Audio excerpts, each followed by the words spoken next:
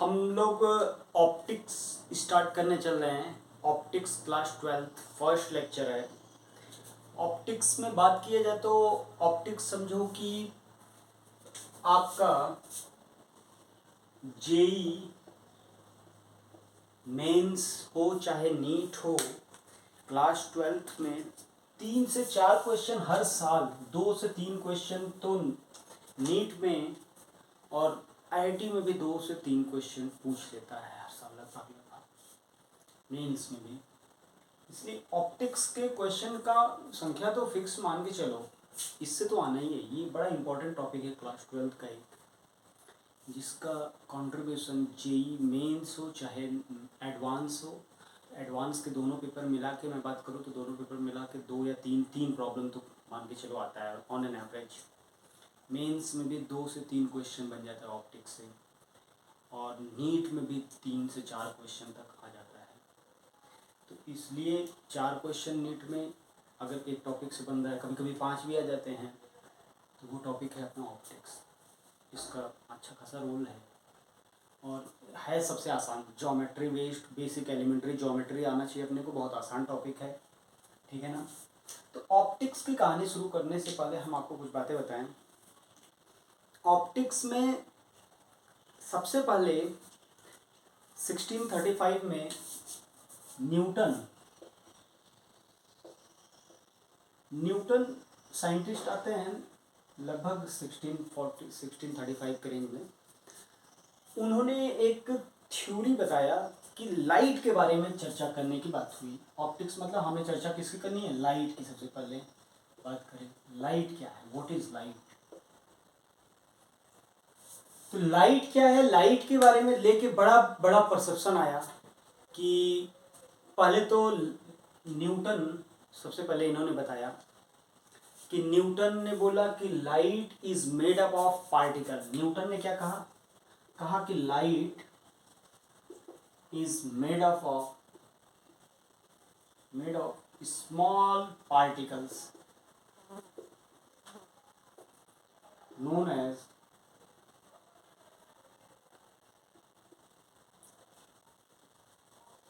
कॉर्पस्क्यूलर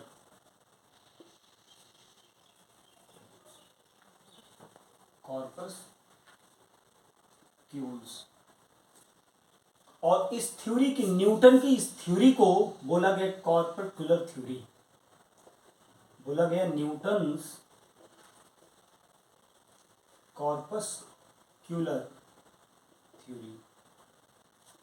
इसका कोई बहुत ज़्यादा रेलेवेंस नहीं है, मतलब बहुत ज़्यादा इस पे क्वेश्चन ऑप्टिक्स से नहीं है, लेकिन मैं हाँ ऑप्टिक्स की भूमिका बनाने के लिए आपको बता रहा हूँ कि सबसे पहले उन्होंने ये कहा कि लाइट, और उन्होंने एक इनफैक्ट लाइट पार्टिकल से मिलके बना है, पार्टिकल नेचर है लाइट का, इसको उन्होंने सजेस्ट किया। इसके बाद में हाँ ठीक है, आगे चल के बात आई तो थ्योरी में हाइगेन आए, उन्होंने बोला वेव्स है। उसके बाद आपको पता है डी ब्रॉगली, वेव्स और पार्टिकल दोनों का नेचर आया, वो आगे की बात है, वो हम लोग मॉडर्न फिजिक्स में चर्चा करेंगे। लेकिन इन्होंने ये कहा, इन्होंने एक किताब लिखा था जिसका नाम था ऑप्टिक्स। उसमें इन्होंने 3-4 बातें बताई। इन्होंने क्या क्या बताया था? लाइट के बारे में बोला, light travel in a rectilinear path. Light travel in a rectilinear path. इन्होंने बताया रिफ्लेक्शन। किताब में इन्होंने क्या क्या थ्योरी में लिखा था? रिफ्लेक्शन की बात बताई थी। इन्होंने रिफ्रैक्शन बताया। एक ऑप्टिक्स के नाम से किताब लिखा, तो उसमें रिफ्लेक्शन क्या है, रिफ्रैक्शन क्या है, ये सब बातें उन्होंने बताया। कहा कि लाइट जो है, लाइट अगर ऐसे चल रहा है एक स्ट्रेट लाइन में, ये लाइट है, जैसे रे एक डायरेक्शन में चले तो इसे रे ऑफ लाइट बोलते हैं, रे ऑफ लाइट। जैसे रे ऑफ लाइट का इंटरप्रिटेशन न्यूटन के हिसाब से क्या है? बहुत छोटे छोटे छोटे छोटे कॉर्पस्क्यूल्स हैं जो कि चल रहे हैं इधर, दे हैव सम एनर्जी। ये सारे कॉर्पस्क्यूल्स जो हैं चल रहे हैं, इनके पास एनर्जी है। तो इसको इन्होंने बताया। और लाइट के बारे में सोचा जाए तो लाइट एक तरीके का सेंसेशन क्रिएट करता है। विज़न के लिए, आँखों को देखने के लिए। लाइट हैव सम एनर्जी, ये भी बात कहा जा सकता है, जैसे आप धूप में खड़े हो जाओ तो देखो क्या होता है, आपको कुछ समय बाद टेम्परेचर आपका महसूस होने लगता है, बढ़ गया, आपको गर्मी महसूस होती है, तो गर्मी महसूस हो रही है तो लाइट की वजह से हो रही है। तो इस बेसिस भी बोला जाता है तो लाइट एक एनर्जी का फॉर्म भी है, light is a form of energy. तो ये छोटी मोटी बातें हैं, चूँकि इसका बहुत ज़्यादा हमें पढ़ना नहीं है सब चीज़ें, ये मैं बता रहा हूँ कि लाइट के बारे में बात हुई, तो ऐसा लाइट को बोला गया। तो लाइट के बारे में बात हुआ तो लाइट की ये बातें समझ में आई कि लाइट हमेशा रेक्टिलिनियर पाथ में चलेगा, लाइट पार्टिकल्स से मिलके बना है, लाइट एनर्जी का सोर्स है, ठीक है ना। अब लाइट के बारे में इतना समझ में आ जाने के बाद लाइट पे थोड़ा सा चर्चा और आगे बढ़ा देते हैं। तो लाइट की चर्चा को आगे कंटिन्यू करने की बात की जाए तो लाइट जो है ना, लाइट में हम लोग रे ऑफ लाइट क्या है, रे ऑफ लाइट, इसको हम ये जो लाइट के बारे में कुछ प्रॉपर्टीज़ चर्चा कर रहे थे, तो प्रॉपर्टीज़ की बात की तो light always travel in rectilinear path, एक प्रॉपर्टी नंबर 1। जैसे प्रॉपर्टीज़ की बात कर रहे हैं हम लोग, properties of light, light travel in rectilinear path.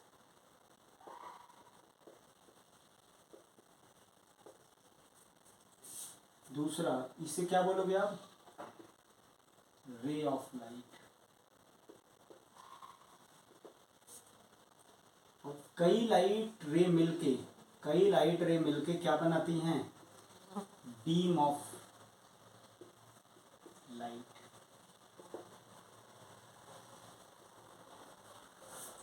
और जैसे मान लो कई बीम किसी प्रकार के हो सकते हैं, बीम ऐसा भी हो सकता है लाइट का, बीम ऐसा भी हो सकता है लाइट का, बीम ऐसा भी हो सकता है लाइट का।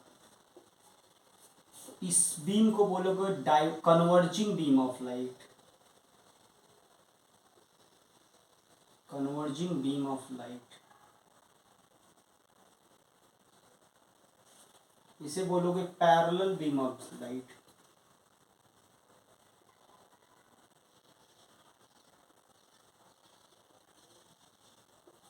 इसको बोलोगे डाइवर्जिंग बीम ऑफ लाइट।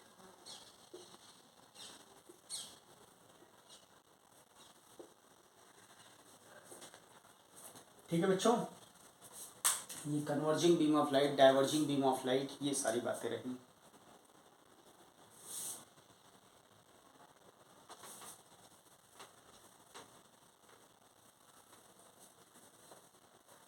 दूसरी प्रॉपर्टी के बाद आगे बढ़ते हैं, अगली प्रॉपर्टी पे, प्रॉपर्टी नंबर 3, थर्ड प्रॉपर्टी में बात करें। थर्ड प्रॉपर्टी की बात की जाए तो light is an electromagnetic wave. Wave बोलते ही समझ में आ जाना चाहिए, लाइट एक वेव है, वेव है मतलब एनर्जी है, वेव मतलब एनर्जी ट्रैवल कर रहा है। Light is a wave, wave का मतलब होता है energy travelling with the speed of light. Light एक इलेक्ट्रोमैग्नेटिक वेव है। इलेक्ट्रोमैग्नेटिक वेव की बात किया जाए तो मतलब एक तरीके का पूरा इलेक्ट्रोमैग्नेटिक वेव नहीं है। देखो इलेक्ट्रोमैग्नेटिक वेव में कितने प्रकार के वेव्स होते हैं, तो वेव्स इलेक्ट्रोमैग्नेटिक वेव की बात की जाए तो सबसे पहले रेडियो वेव, उसके बाद आता है माइक्रोवेव, उसके बाद में आता है इंफ्रारेड, उसके बाद में आता है आपका विजिबल रीजन, लाइट, ग्योर, इसे ही हम लोग लाइट नाम देते हैं। यही visible region of electromagnetic wave है। यही इलेक्ट्रोमैग्नेटिक वेव का वो पार्ट है, ये सबको इलेक्ट्रोमैग्नेटिक वेव बोलोगे, ये हो ये हो ये हो। उसके बाद में चाहे तो आप अल्ट्रावायलेट बोलो, चाहे एक्स रेज बोलो, चाहे गामा रेज बोलो, इस सभी के सभी इलेक्ट्रोमैग्नेटिक वेव का पार्ट है। लेकिन लाइट बेसिकली जिसको हम कहते हैं, लाइट बेसिकली जिसको हम बोलते हैं, वो जो है वो एक इलेक्ट्रोमैग्नेटिक का एक पार्ट है। इतने भाग को हम लाइट, ये भी वेव है, इलेक्ट्रोमैग्नेटिक वेव सब है, इसका एक पार्ट जो है उसको हम लाइट बोलते हैं, क्योंकि this create an sensation for site of object, किसी को देखने को। तो ये सेंसेशन जो क्रिएट करता है इसे लाइट बोलते हैं। लाइट में ये ऑर्डर जो है, वेवलेंथ यहाँ से यहाँ चलोगे तो वेवलेंथ घटता हुआ रहता है और फ्रीक्वेंसी बढ़ता हुआ है। जैसे इसका सबसे ज़्यादा वेवलेंथ होता है, फिर इसका रेड से ये सबसे कम वेवलेंथ। ये फोटॉन्स के बारे में हम लाइट्स के बारे में कह सकते हैं, ठीक है ना। ये लाइट की प्रॉपर्टी है।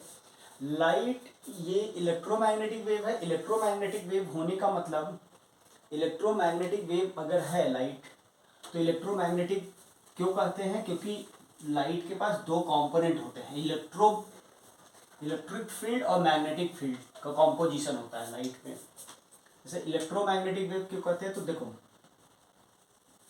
दरअसल आपको बात करें तो ये लाइट अगर कैसे ट्रैवल करता है लाइट, तो इस डायरेक्शन में और इस डायरेक्शन में ये ऑसिलेट करता है। ये मैग्नेटिक फील्ड है बी और ये इलेक्ट्रिक फील्ड है ई, और लाइट ऐसे इसके perpendicular C speed of light से चलता है। ये इलेक्ट्रिक फील्ड है, इलेक्ट्रिक फील्ड, और ये मैग्नेटिक फील्ड है।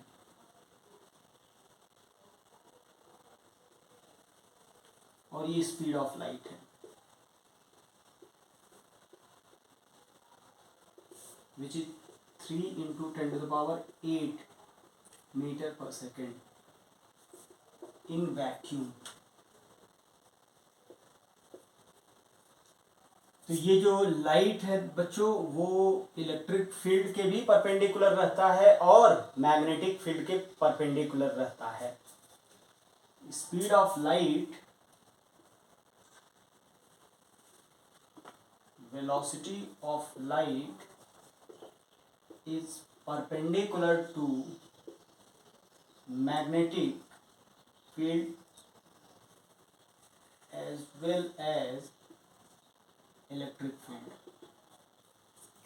वेलोसिटी जो लाइट का होता है वो दोनों के परपेंडिकुलर डायरेक्शन में, मतलब बोले तो अगर ऐसे ऑसिलेट कर रहा है, इस तरह ऑसिलेट कर रहा है इलेक्ट्रिक फील्ड, तो इस तरह ऑसिलेट करेगा मैग्नेटिक फील्ड, इस तरह इलेक्ट्रिक फील्ड, इस तरह मैग्नेटिक फील्ड, तो लाइट ऐसे ट्रेवल करेगा, इस तरह देखो ऐसे। ये magnetic field horizontal, electric field vertical, दोनों के परपेंडिकुलर आपका लाइट चलेगा।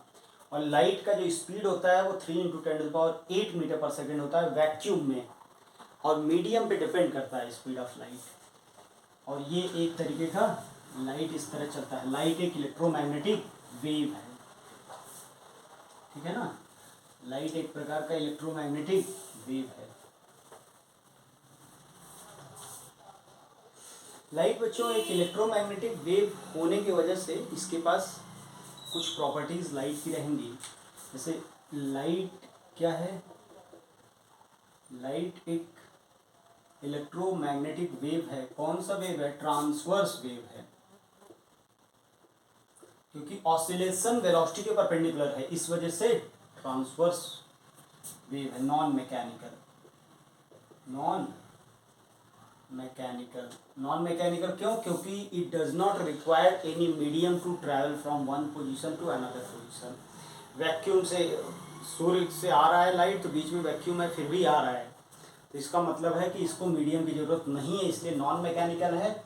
वेलोसिटी ऑसिलेशन के परपेंडिकुलर है, इसलिए ट्रांसवर्स है। इलेक्ट्रोमैग्नेटिक वेव है, ये लाइट है अपना, ठीक है ना। इलेक्ट्रोमैग्नेटिक वेव है, मान लो इस तरह लाइट चल रहा है अगर ऑसिलेट करते हुए, तो ये दूरी क्या बोला जाएगा, लैम्डा। और velocity speed of light c है, स्पीड ऑफ लाइट v मान लेते f lambda, v = f lambda होगा। Speed of light, speed of light, और ये wavelength of light, length of light, ये है frequency of light.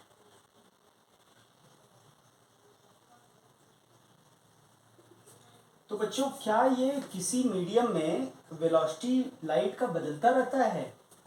Electric property अगर medium की बदलती रहे, इलेक्ट्रोस्टैटिक प्रॉपर्टी और मैग्नेटिक प्रॉपर्टी मीडियम की बदलेगी क्या? तो क्या इलेक्ट्रोस्टैटिक मैग्नेटिक प्रॉपर्टी पे भी डिपेंड करता है? हाँ बिल्कुल डिपेंड करता है। कैसे डिपेंड करता है स्पीड ऑफ लाइट? उसको मैं लिखवाता हूँ। देखो अगली प्रॉपर्टी चले तो चौथी थी ये, अब ये चौथी के बाद पांचवी। Speed of light in a medium. किसी मीडियम में स्पीड ऑफ लाइट, किसी मीडियम में स्पीड ऑफ लाइट क्या होगा? एक मीडियम है, एक मीडियम का रिलेटिव परमिटिविटी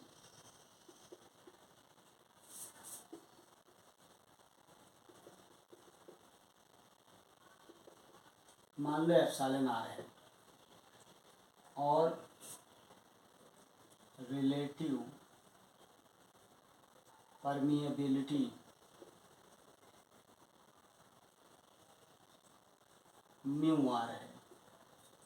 तो वैक्यूम में जो स्पीड ऑफ लाइट होता है, speed of light in vacuum 1/μ0 epsilon nought होता है। ये होता है speed of light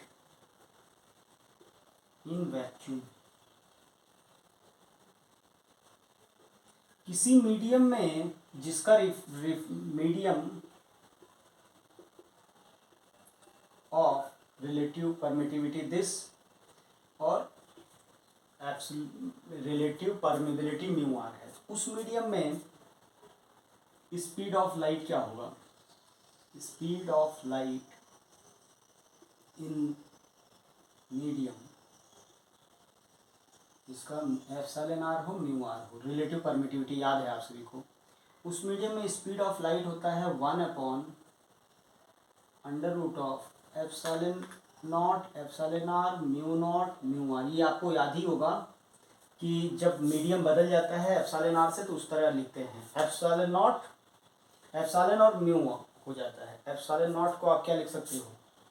epsilon nought into this, epsilon nought mu nought c बन जाएगा, तो C/√ऑफ mu r epsilon r. Mu r epsilon r ये है आपका। इस तरह डिपेंड करता है स्पीड ऑफ लाइट। किसी भी मीडियम का इलेक्ट्रोस्टैटिक मैग्नेटिक प्रॉपर्टीज बदलेगा तो उसका स्पीड ऑफ लाइट इस तरह बदल जाता है। ठीक है ना, ये छोटी मोटी बातें रही।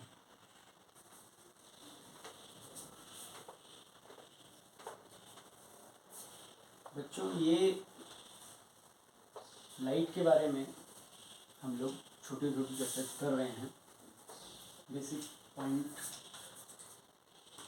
यहाँ तक हो जाने के बाद, जैसे स्पीड ऑफ लाइट किसी भी मीडियम का रिफ्रैक्टिव इंडेक्स एक टर्म आता है 6 पॉइंट रिफ्रैक्टिव इंडेक्स।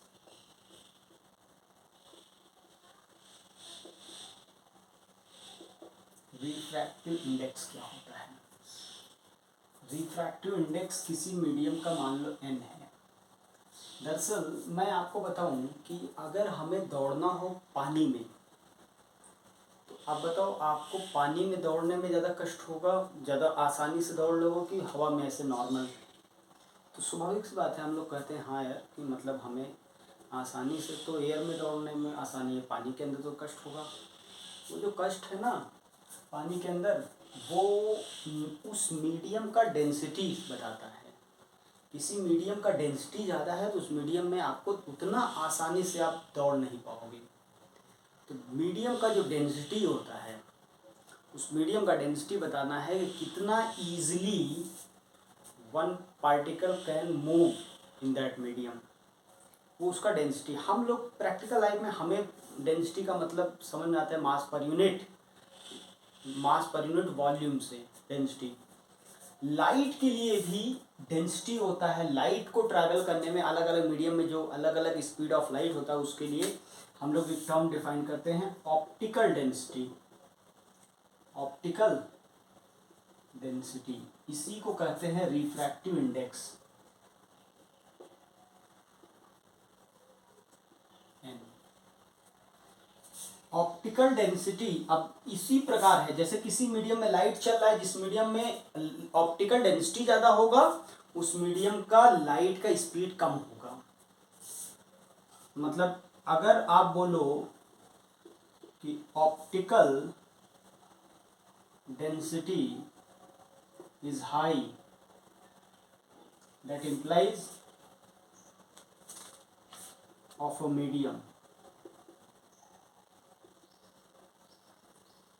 तो velocity of light is less, मतलब c डिक्रीज होगा अगर आपका ऑप्टिकल डेंसिटी मतलब n बढ़ेगा। तो फॉर्मूला क्या होता है किसी मीडियम का, speed of light of a medium of optical density या रिफ्रैक्टिव इंडेक्स n, तो वो होता है v equal to C by N. याद रखिएगा v equal to C by N. C क्या है, speed of light in vacuum, ये क्या है, रिफ्रैक्टिव इंडेक्स।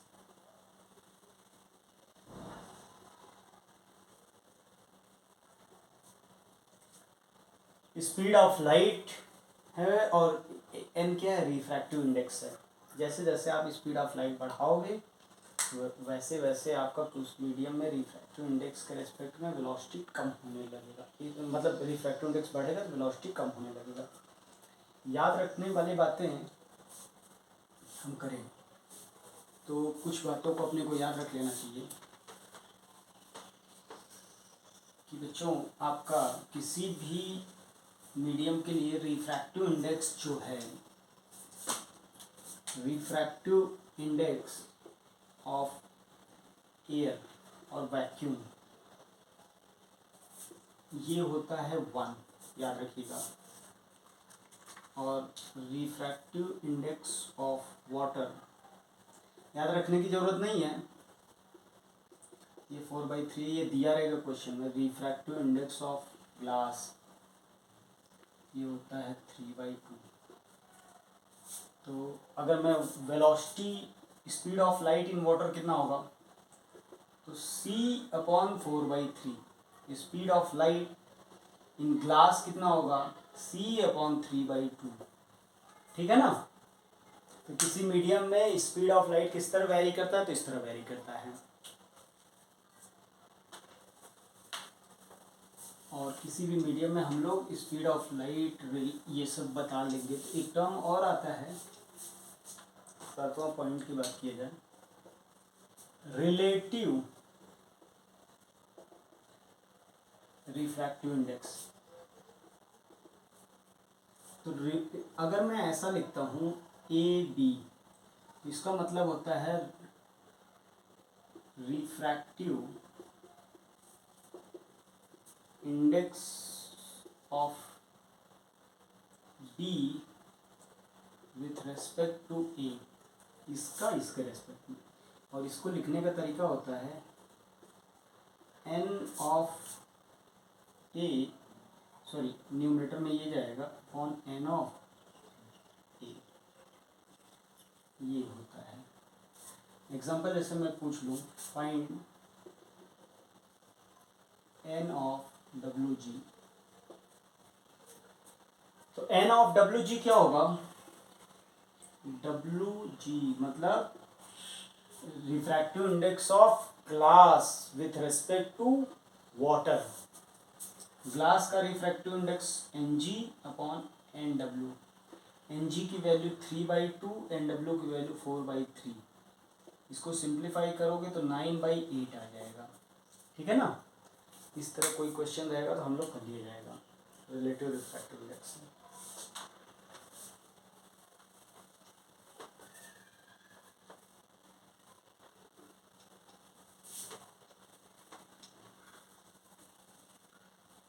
तो बच्चों इसी सीक्वेंस में हम लोग जैसे यहाँ तक तो पढ़ लिए। अब अगर मान लो कभी 8वीं प्रॉपर्टी की बात करें, कभी भी लाइट एक मीडियम 1 से मीडियम 2 में चले, ऐसे आए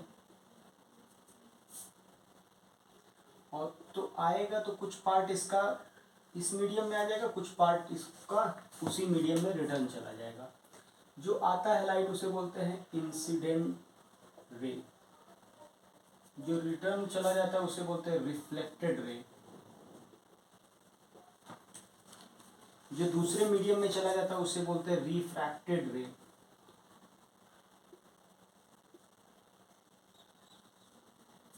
आने वाले का फ्रीक्वेंसी मान लो f nought, velocity v nought, wavelength lambda nought, इसका v1 f1 λ1, इसका v2 f2 λ2। तो v इन दोनों मीडियम का रिफ्रैक्टिव इंडेक्स n1 है n2 है, तो दोनों के लिए वेलोसिटी तो सेम होगा, v naught equal to F naught, क्योंकि दोनों का वेलोसिटी सेम होना है, यानी v naught equal to v1 equal to c by n1 होगा। v2 की वैल्यू हो जाएगा c बाई n2, और अगर वेलोसिटी पता है तो v equal to F lambda, F naught is equal to f1 is equal to f2। Frequency तीनों का सेम होगा, क्यों? फ्रीक्वेंसी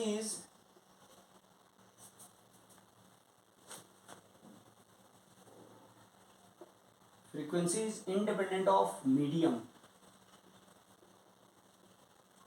याद रखिएगा, फ्रीक्वेंसी कभी भी मीडियम पे डिपेंड नहीं करता, ये केवल सोर्स पे डिपेंड करता है, ओनली डिपेंड्स ऑन सोर्स, ठीक है ना।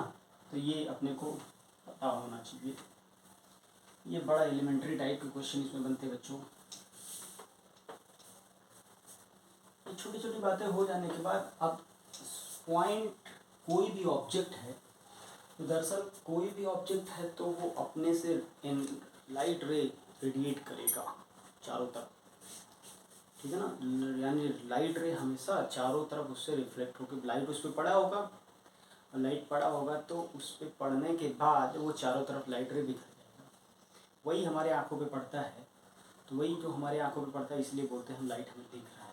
दरअसल क्या होता है, आप इमेजिन करो एक अंधेरी रात, एकदम सन्नाटा, एकदम अंधेरा, कुछ नहीं दिखाई दे रहा है, तो वहाँ पे ऐसा तो है नहीं आपकी आँख गायब हो गई, आँख तो वही है, सारी चीज़ें होंगी भी, कुछ दिखाई लेकिन नहीं दे रहा है। उस एकदम अंधेरी रात में अचानक से कोई लाइट स्विच ऑन कर दे, तो स्विच ऑन करोगे सब कुछ दिखने लगेगा ना। तो इसका मतलब वो जो चीज़ पहले नहीं दिख रहा था अब दिखने लगा। क्या चीज़ आया? लाइट।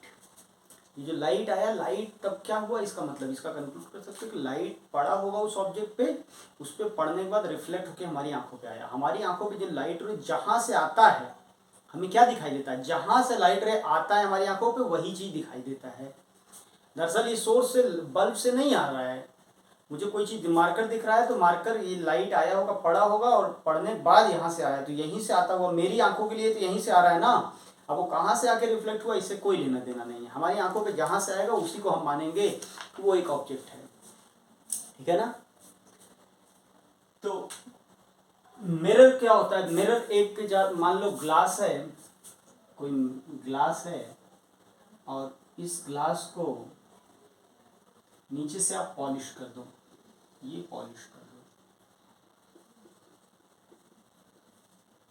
अब ये क्या बन जाएगा? ग्लास। अब ऊपर का, जैसे ऊपर सरफेस जो होगा एल्युमिनियम या एजी का होता है, क्योंकि इसका रिफ्लेक्शन प्रॉपर्टी जो होता है, रिफ्लेक्टिंग कैपेसिटी 90% से ज़्यादा होता है, मतलब जितनी लाइट रे पड़ेंगी उसका 90% से ज़्यादा वो रिफ्लेक्ट कर देगा। ये प्लेन मिरर होता है, ठीक है ना। तो प्लेन मिरर क्या होता है, एक शीट है उसको नीचे से पॉलिश कर दिया जाए, ऊपर वाले पे कोटिंग कर दिया जाए। किसका कोटिंग? एल्युमिनियम या एजी का। एल्युमिनियम एजी का क्यों करते हैं? क्योंकि इसकी रिफ्लेक्शन प्रॉपर्टी ज़्यादा होता है, जितना लाइट रे पड़ेगा उसका 90% 95% से ज़्यादा रिफ्लेक्ट कर देगा, ठीक है ना। तो यहाँ तक बच्चों अपने को समझ में आता है। उसके बाद में बात हुआ था रिफ्लेक्शन प्रॉपर्टी, क्या? रिफ्लेक्शन रिफ्लेक्शन क्या होता है? रिफ्लेक्शन प्रॉपर्टी ये होता है कि जब कभी भी लाइट रे किसी मीडियम पे पड़े और ये दोबारा उसी मीडियम में चला जाए, ठीक है ना, ये किसी मीडियम में पड़े और दोबारा उसी मीडियम में चला जाए, ये इंसिडेंट रे, ये रिफ्लेक्टेड रे, ये एंगल ऑफ इंसिडेंस बोला जाता है, ये एंगल ऑफ रिफ्लेक्शन बोला जाता है। ये पॉइंट को क्या बोलोगे? Point of incidence, point of incidence.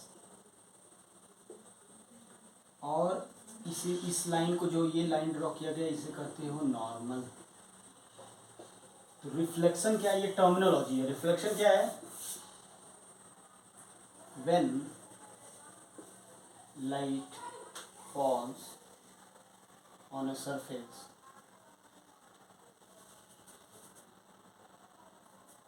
and after reflection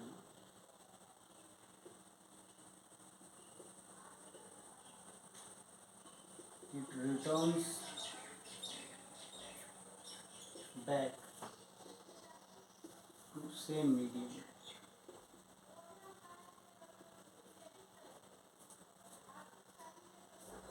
after reflection क्या?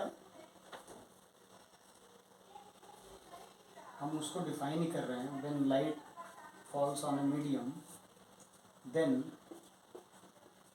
It returns back to same medium. This is called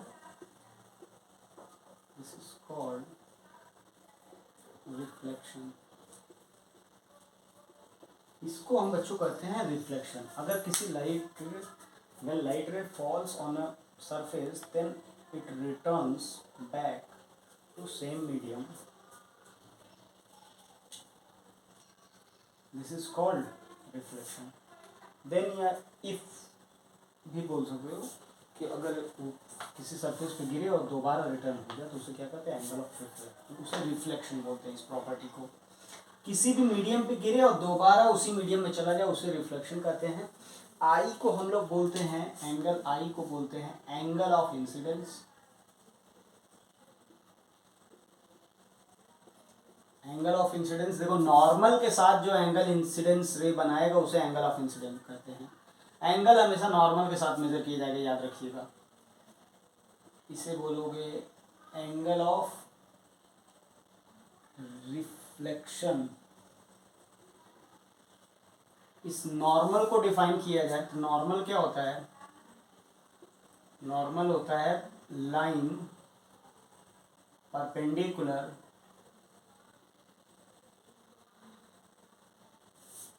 to mirror and passing through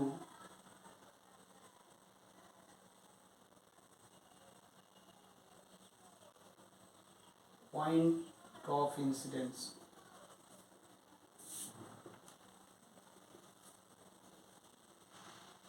is called angle of reflection, is called angle of reflection.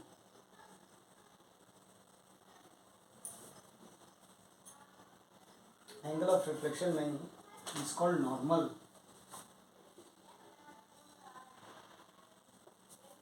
ठीक है ना? ये छोटी छोटी बातें हैं जो नॉर्मल क्या होता है, ये सब छोटी छोटी बातों पे बच्चों ये रहा क्वेश्चन अपना। तो हम नॉर्मल क्या होता है, ये सब रिफ्लेक्शन क्या होता है, ये छोटी छोटी बातें हम लोग समझ गए। और इसी के साथ हम लोग को अब जो पहला टॉपिक स्टार्ट करना है वो है रिफ्लेक्शन। वो क्या है? हमें पढ़ना है रिफ्लेक्शन। पहला टॉपिक जो स्टार्ट करेंगे वो है रिफ्लेक्शन। रिफ्लेक्शन में हम लोग दो प्रकार के, एक प्लेन मिरर से, reflection due to plane mirror, due to spherical mirror. Plane mirror से रिफ्लेक्शन में जैसे कितने टॉपिक पढ़ने हैं अपने को, कितने टाइप के क्वेश्चन बनते हैं। Simple basic concept based, basic concept theoretical question जो बनते हैं।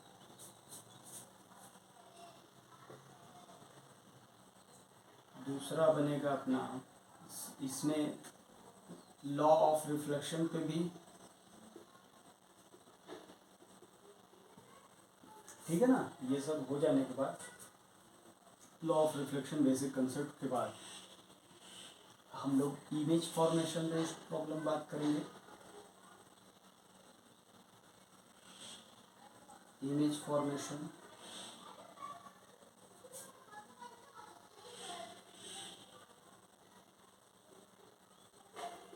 उसके बाद इमेज फॉर्मेशन के बाद इमेज कैसे फॉर्म होता है उस पर बेस्ड प्रॉब्लम करने के बाद, इमेज फॉर्मेशन होने के बाद आपका हो जाएगा। इमेज फॉर्मेशन के बाद हम लोग डेविएशन, एंगल ऑफ डेविएशन, उसके बाद image formation, angle of deviation, ये सब हो जाने के बाद हम लोग एंगल ऑफ डेविएशन पहले सब इमेज फॉर्मेशन के टाइप क्वेश्चन पढ़ेंगे, फिर डेविएशन के बेस्ड क्वेश्चन पढ़ेंगे, फिर हम लोग बात करेंगे, इसी में मल्टीपल रिफ्लेक्शन भी होगा, सारे टाइप भी करेंगे हम लोग। पहला हो गया, ये दूसरा हो गया, ये तीसरा हो गया, ये चौथा हम लोग बात करेंगे velocity of image,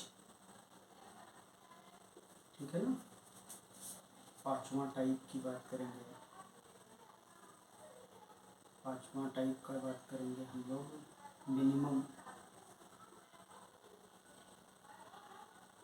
length of mirror required. छठा जो हम लोग करेंगे नंबर ऑफ इमेज, ठीक है ना, कितने नंबर इमेज के बनेंगे।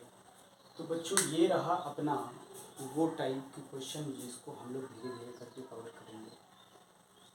ये कुछ प्रॉब्लम रहेंगे जो कि हम लोग को कवर करना, और इसमें भी हमें वही सब क्वेश्चन कवर करने हैं कि कितने टाइप के नंबर ऑफ इमेज बनाना, ठीक है। ये हम लोग कवर करेंगे।